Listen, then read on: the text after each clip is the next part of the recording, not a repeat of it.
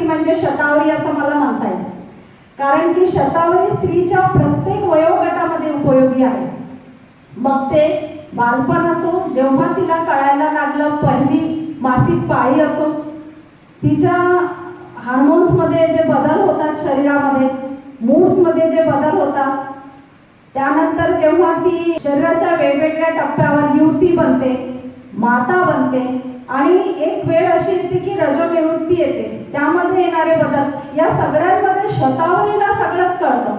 ती बरोबर वयाच्या प्रत्येक टप्प्यात आपल्याला साथ देते, नाही का? आणि म्हणून मला असं म्हणावं लागेल की शतावरी खरं स्त्रीत्व आणि मातृत्वाला एक योग्य प्रतिसाद देते. शतावरी हे जी आपण वनस्पतीची राणी म्हणतो, तिला औषधीची राणी म्हणतो, ती जर आपण वृद्धावस्थामध्ये वापरतो आपण म्हटलं तर ती इम्युनिटीचं काम करते. रजोनिवृत्तीमध्ये वापरलं तर ती बल्ले आहे, प्रतिकारशक्ती वाढवते, हार्मोन्स जे बदलतात आपले त्याला व्यवस्थित सांभाळते. आपल्याला जर विचार केला की गर्भिणीला द्यायचं तर स्तन्य आहे, ती दुधाची मात्रा वाढवते, कॅल्शियम आहे तिच्यामध्ये, अनेमिया होऊ देत नाही, आयर्न कंटेंट असल्यामुळे ती अनेमिया होऊ देत नाही, आणि सोबत एनर्जी देते, एक प्रकारचं चैतन्य देते, ती रसायन आहे.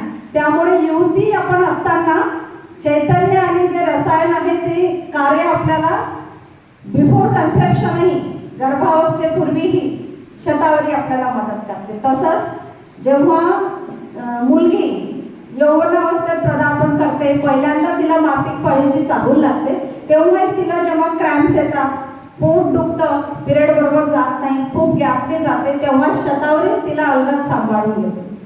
कोट तुम्हाला सांगेल जो वेदामधला आहे, अथर्व वेदामधला, की नृपस्य चित्तम कृपणस्य वित्तम मनोरथा दुर्जन मानवानां स्त्रिया चरित्रम पुरुषस्य वाक्यम देवो न जानती कुतो मनुष्य.